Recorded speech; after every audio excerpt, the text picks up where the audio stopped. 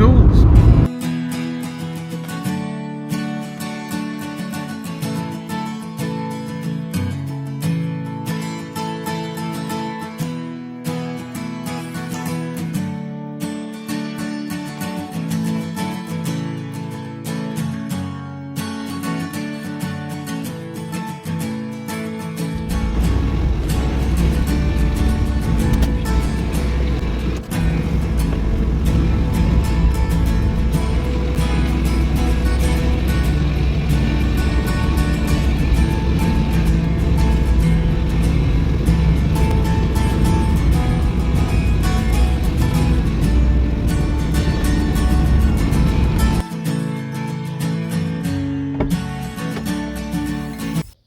My main reason for getting this joblot of tools was the fact that it got quite a few old woodworking saws, which something I'm after.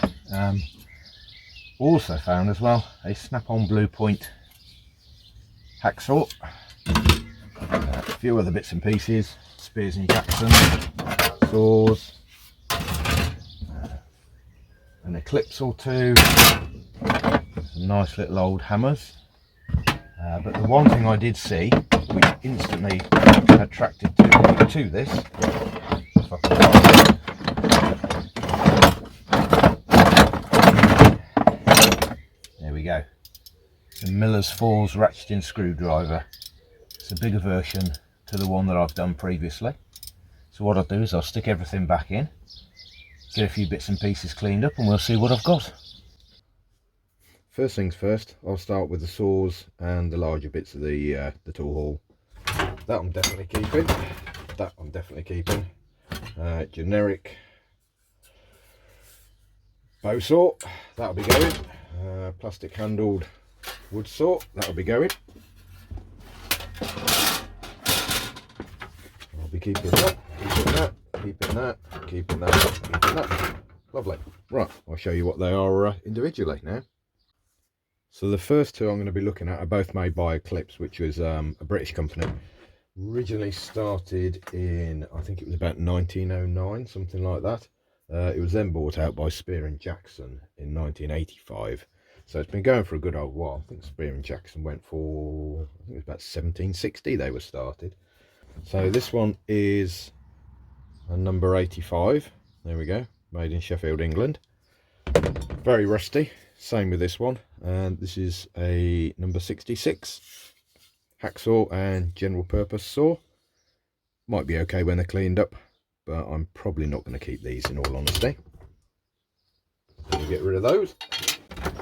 Now we move on to a pruning saw, which is by Wilkinson Swords. Still got some of its original packaging. Quite like that. Missing a bolt, or a screw I should say. So I'll see about whether I've got something floating around for that. Give that a good clean up. Get the cobwebs off it, and I reckon that'll be good to go. I've already got a pruning saw, so I doubt I'm going to keep this, to be fair.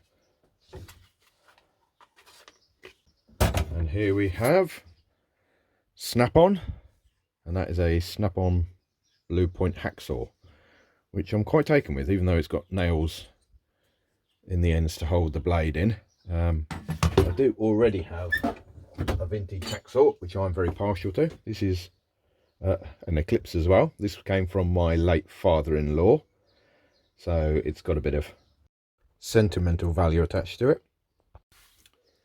Then we got a couple of keepers here, which is, I don't know, some kind of very old hacksaw. It looks like it's missing a couple of retainers, so I'm going to have to see about getting that cleaned up and probably taking it apart, de-rusting it, but I definitely want to keep that. Another handsaw, again, same with that. Most likely keep it in all honesty. And this is nothing exciting. It's an 18-inch draper. That's obviously a spirit level. So again, might just clean that up. Maybe give it an oil and give it a cover or something. May keep it, may get rid of it. Quite like it, to be honest. Then we come to three of the original reasons why I went and got this. Spear and Jackson saws, two of. Look pretty nice. Probably come up quite nice with the clean. That one can be taken apart completely. probably won't keep both of these. I should think this is probably going to be the one that's going. This one just looks a bit nicer. It's got the metal logo on it as well, and it's going to be easier to take apart because it's got screws. This one got very, very big rough teeth on that. Again, looks as though it should come apart. Not sure whether I'll keep this. It's hammer time. So we've got an assortment of different ones. This one has parcel tape wrapped all the way around it. Not entirely sure. It's got electrical tape as well by the looks of it. Let's see.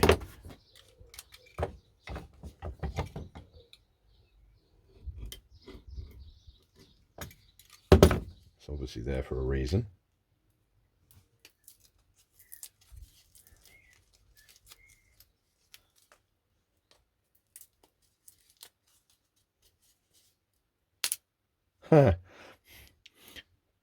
There we go. I guess that's the reason then. Looks as though someone's had a go at gluing it, but in all honesty, it's seen better days. Nice little hammer though. I got quite excited when I found some of these hammers, as I hadn't really come across this type before. But after doing a little bit of research, well, a lot actually, it turns out, from what I can gather, the two thinner ones that I've been holding, this one included, are upholstery or possibly saddling hammers. So very interesting. Another little hammer. It's got a 36 on it, but no markings to indicate who it's made by. This one, I believe, is probably shoemakers, cobblers hammer. I've been looking on the internet and found some very similar ones that fit this description, so that's what I'm gonna take it as. Now we come to our assortment of things that aren't hammers, saws or screwdrivers. That speaks for itself. No obvious sign of manufacturing mark on that, so we'll leave that. Probably won't keep that at all. Nice big old rasp file. Again, don't think that's going to be a keeper. Not entirely sure what this is. It's got a strange, what's it, triangular shape to it, and it's got indents either way around. So if anyone knows what that is, please please put it in the comments. I should think it's some kind of punch. Again, weird prong looking thing. That doesn't look that old, in all honesty. Another little wooden handled file, quite nice. Pliers, loads of them. Then we've got a 12-inch ruler. Oh well. And now this is one thing I'm definitely going to keep. It looks, and I might be wrong, I probably am wrong because of the age of it, it looks as though it's used to pry things up, but I've got a very, very similar thing to this, and it's designed to remove the internal panels of cars, or the trim, etc. You just put it behind and it pops it out. So I'm going to clean that up for sure and keep that and use that. The next thing is the adjustable spanner. So 12-inch brittle 312, and it's brittle, made in Sweden. That is pretty rusted, so I think that's going to need a good going over. Apart from the saws, this was my main reason for getting the tool haul, and that is a Miller's Falls ratcheting screwdriver. It actually sounds quite nice. I did do a video on another one, a smaller one, so I think I'm definitely going to keep that just to fit in with the other one. I'll clean the rest of these up and then I'll show you which ones I'm going to keep. Of all the screwdrivers and the smaller tools, these are the ones that I'm definitely going to keep. The Miller's Falls, obviously, I just like them. This sort of upholstery tool or whatever, I don't know, the wooden handle just looks really, really nice now instead of cleaning a varnish up as well.